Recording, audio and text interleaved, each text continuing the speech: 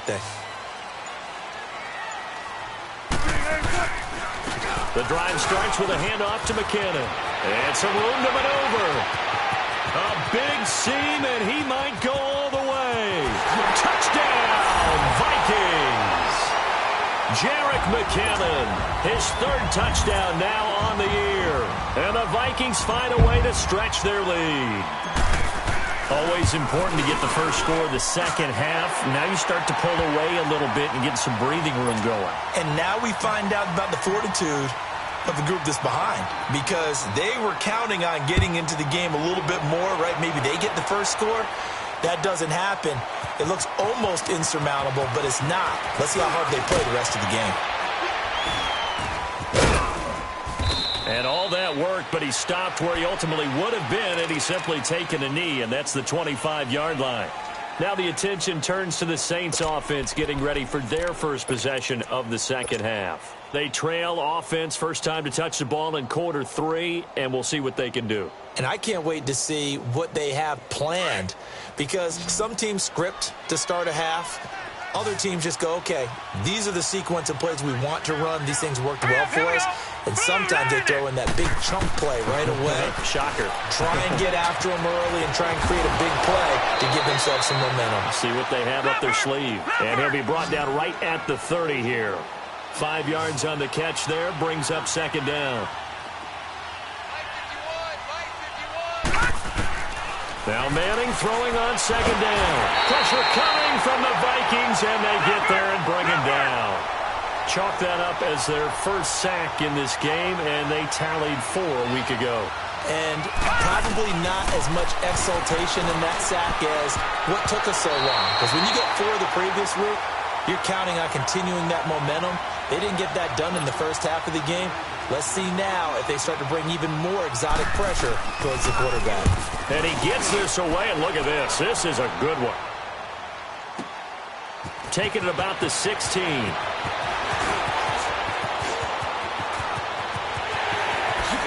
Look at this spin. Balance. Well, that looked for a second like he might take it all the way, but as it stands, it's still a massive return. And the Vikings, they'll be set up well as they take over in great field position, 1st and 10.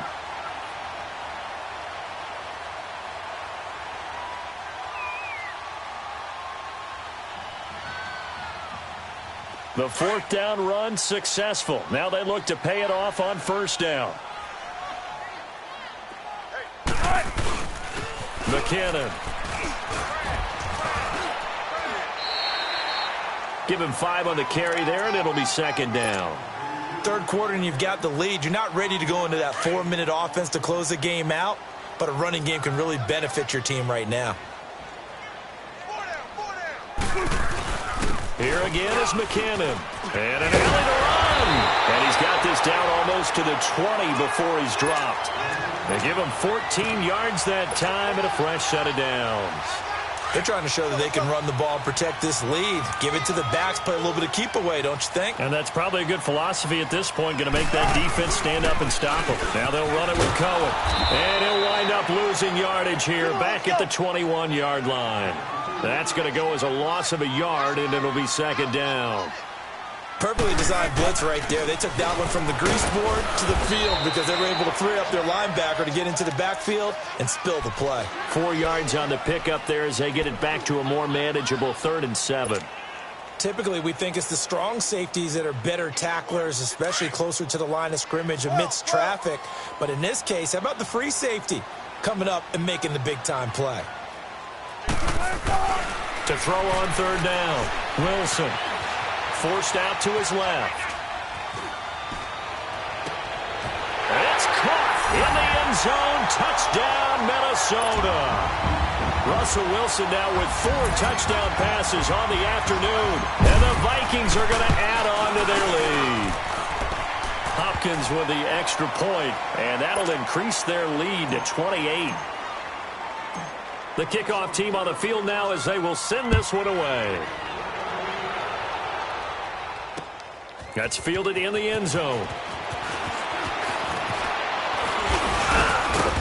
And good starting field position. He'll get this one all the way up to about the 35-yard line. Out is the Saints offense now as they get ready to take over here. And on the last go-around, they really couldn't get anything going. They had to punt from deep inside their own territory, which means you're going to lose the field position battle as a general rule. What they're looking for now is a little more consistency, move the ball at least a few times on offense, get a couple of first downs, and hopefully flip the field. Yeah, just something to build off of. That's what they're looking for here. Here we go now. 3-19. 3-19.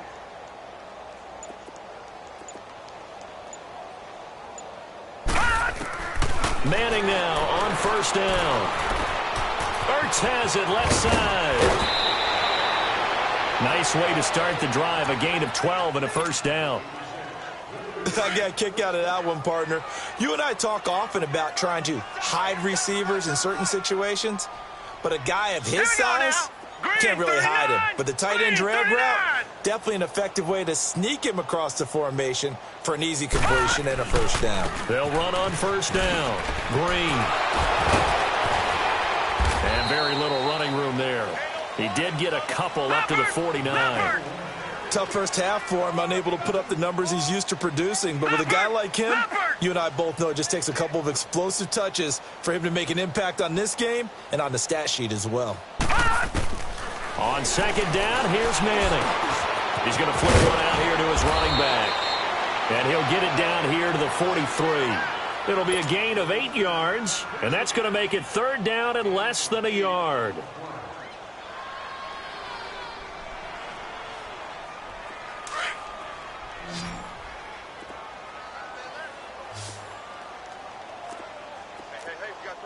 Here we go now.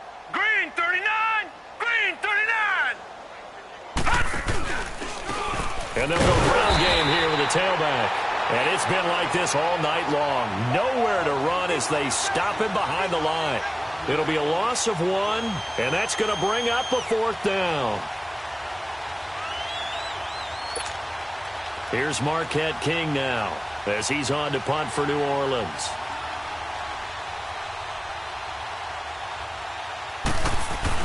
And now on 4th and 1, it's a fake. And boy, is he close. Did he get there? No, they're going to say he's short of the line to gain. A little trickeration there, but it doesn't fool them. And now out comes Minnesota. They built up that lead at intermission, and they're just continuing to pour it on right now, aren't they? Locked into a really good groove right now. I don't know if it's just the play calling. I know the execution is really, really sharp right now, and all the playmakers are doing exactly what you expect.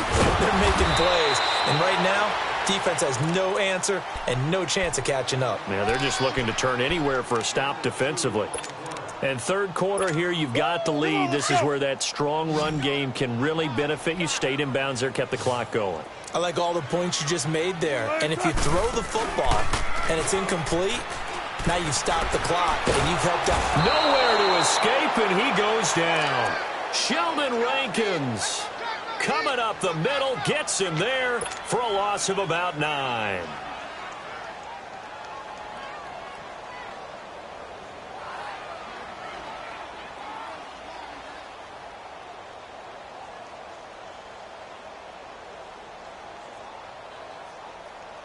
The Vikings on third down. They have been superb. 5 for 6 to this point. This will be a tough 3rd and 18. Play action. Now Wilson. He'll rifle this one deep right side. And that is caught one-handed. Oh, my, he pulled it in. A big play for the Vikings on third down. 55 yards. Well, it's one thing to grab it with one hand, but when you make a catch of that distance, quite another. Yes, sir. I mean, that one right there, we keep talking about the high-flying antics that we're seeing from receivers nowadays. Doesn't matter what spot they start in. But when it actually does happen in the heat of battle, it brings me right out of my seat.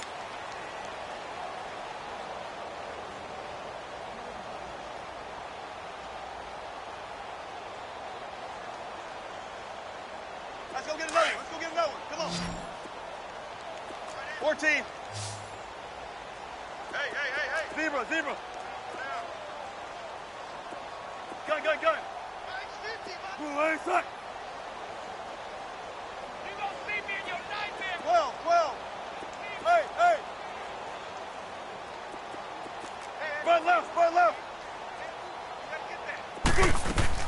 Now Wilson on first down. Escape, and he can't get rid of it. He's taken down. Cameron Jordan in there to bring him down for a loss of 7.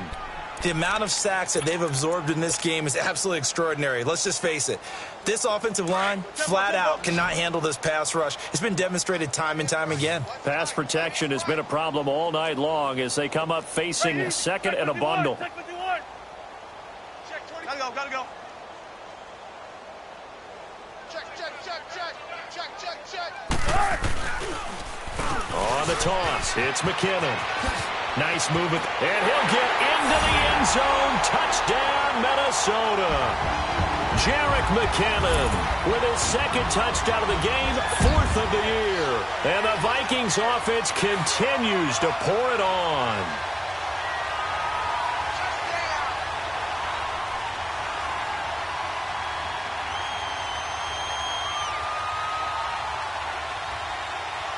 On is Hopkins now for the extra point. Extra point good by Hopkins. And that will extend this big lead.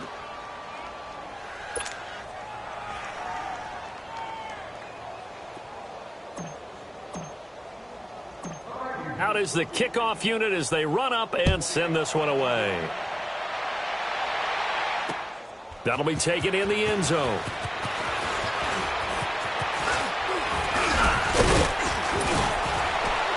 And he nearly broke that for more, but as it is, they'll start this drive at about the 37-yard line. Now the Saints offense, they get ready to go back to work here.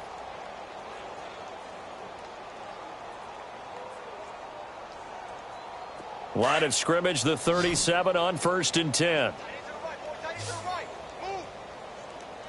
Hurry up, here we go. 3-19. Throwing on first down is Manning. Oh, the ball comes out on the hit, but they'll say it's incomplete.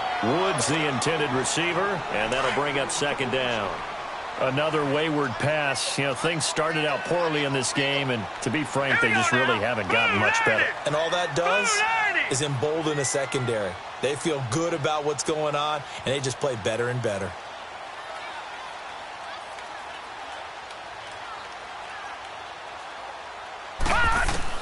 Manning will try again on 2nd down. The Vikings after him, and they get there for the sack. And you hate to say it with a rookie quarterback. He's done some good things, but overall, looked a little bit overwhelmed back there, hasn't he? He certainly has. But in his defense, he hasn't had a lot of time to throw the football. You like the way I said that? In his defense. In his defense, I got it. You see what I did there? Yeah, he needs better protection, that's for sure. And this is caught. I think he got that with one hand. That one goes for 36 yards. You know I'm going to lean towards the defender, right? You know I'm going to do that. I know. That's a tough situation for him as I see it. But the truth of the matter is, that ball was not streaking towards him. Had a little arc on it. He's got to find a way to get his head around and make a play on the football.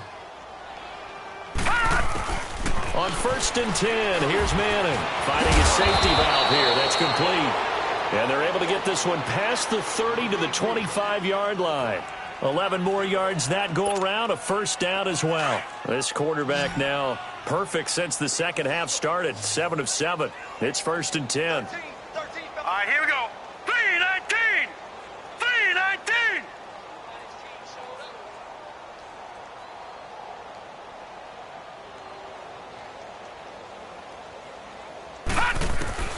Shotgun now for Manning. He gets it to Thomas. And they've got it inside the 10 at the 8. 17 more yards on that one as they keep the drive rolling. Offense for them has been at a premium. You wonder where plays like that have been all game long. They're thinking the exact same thing themselves, but they're also looking forward now because now these plays are really for next week, trying to get some momentum going. Now Manning again. And he takes a shot on the release as this will be incomplete. Tell you what, partner, after he ices down, he's going to need a nice long soak in a hot tub after this one. He's been under duress the entire game. Yeah, once again, hit as he throws. Fortunate that one wound up incomplete. Nothing on 1st down, so the ball remains at the 8-yard line, 2nd and goal.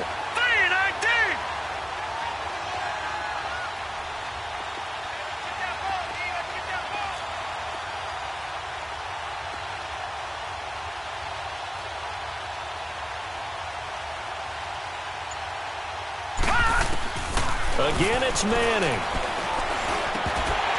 And he can't hang on. That's definitely going to be one he wishes he had back. Incomplete in the end zone.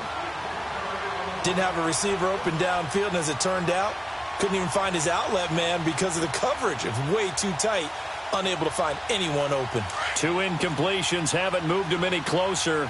And likely throwing again, you'd have to think on 3rd and goal here. Set. 3-19. 3-19. Manning to throw once more. And that's incomplete. And that was a nice play. He knocked it away, but obviously you want the interception in this situation. You want to take away any chance and they have any decision to make on 4th down. But things happen so quickly in the end zone in this compressed area of the field that you're just happy to knock it away and not allow a touchdown.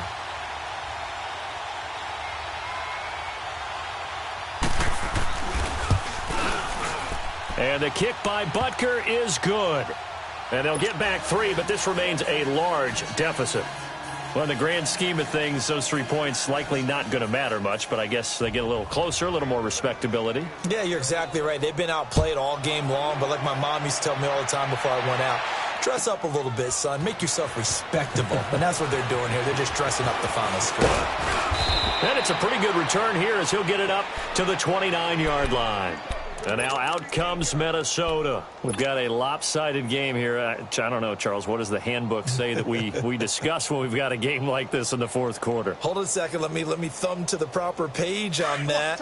Know what it says? What? Let's discuss how we got here. This is a dominant performance, where they took control of this game, how they've managed to keep control of this game, and then we go ahead and think about how we're going to leave here and get to the airport.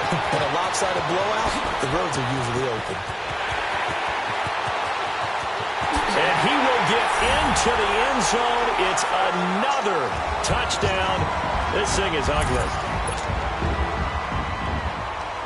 Now it's Hopkins to add the extra point. Hopkins with the extra point, and the lead will swell by 1 more.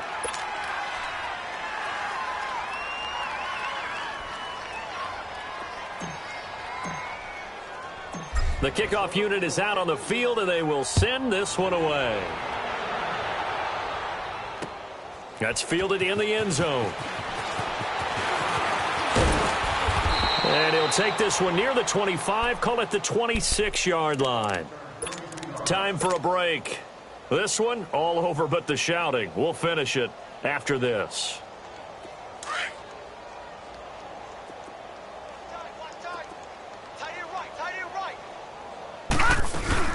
On 1st down, Green. And not a whole lot doing there as he'll get it up to about the 28-yard line. Tackle made there by Jordan Hicks.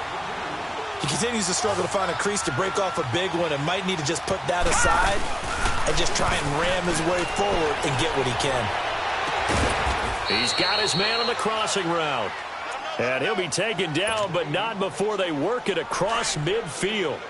That one goes for 24 yards. They'll run on 1st down. Green. And he's going to be stopped up at about the 47-yard line. The tackle there by Mark Barron.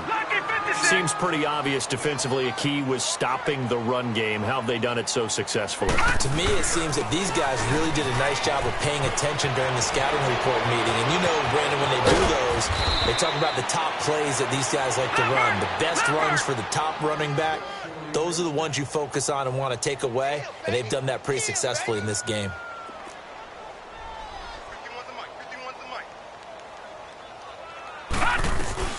On 1st down, Green. And he's going to be met at the line of scrimmage and taken down. No gain on the play. It'll be 2nd down. And as a defensive end, getting off the ball quickly, swarming to the football, making a tackle, that's what we saw right there. Yeah, and that's what their job is. And really, a lot of the time, they have to throttle back a little bit in the run game because you know those defensive ends, they're like in a sprinter stance. They're just headed straight for the quarterback. That was good recognition on that play to hold them to no gain. And now the Vikings are going to stop it here on defense with a timeout. It's just their first. They've got 2 more to use here in the final stages. The Saints on 3rd down, lacking much success, just 2 for 7 to this point. This is 3rd and 10. Set. On play action, it's Manning. And he fires one that's intercepted. Able to get there and pick it. And they get the football, but not much on the return here as he stopped at the 7-yard line. Maybe he telegraphed it a little bit right there. You've got a quarterback knowing that he's going against a rookie quarterback. He stepped in and picked it. You think he had a great week of preparation, looking forward to this opportunity?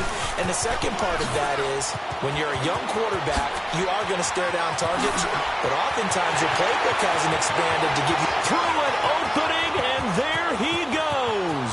20, 10, and they are going to score again. Yet another touchdown as they just add to their totals.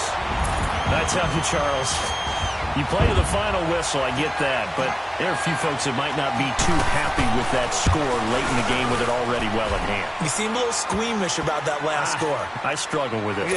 I struggle. But on the other, the argument, I get it, on the other side is, hey, do something about it. Stop them. I guarantee you, I know who was really excited. Fantasy owners who had them. Hey, listen, get the points from me. They're not worried about hurt feelings or anything like that. That's just new age stuff. And a good return as he'll be stopped just shy of the 30-yard line. Out onto the field comes New Orleans. They've lost this one. Their offense has struggled. Do they try to put together something here at the end just to take into next week? Yeah, sometimes teams want to do that and coaches want to. I remember one time I was on a team and we were losing late in the game like this, and you knew it was lost. It was over, right? And the coach called a running play and pretty much said to everyone, I want to see something executed well before we get out of here. And that was the message to the team. Just something to build on. Just something to build on, get it done, and maybe we can look at that and say, we'll get better as we go forward. A big offensive explosion helped leading them to victory. And the defensive guys, they're just saying, hey, put those points up every week. We'll just keep winning. They will gratefully accept them, won't they? It makes their job that much easier when they're scoring that many points. Allows them to play with a totally different style and a different flow. So for Minnesota, a loss would have really hurt. As it stands, they finished the first half at 3-5. And they'll have another home date next week as the Detroit Lions come to town. Meanwhile, for New Orleans, things are definitely going south quickly as they fall now to 1-6. And they'll have a chance at redemption next week at home against the Los Angeles Rams.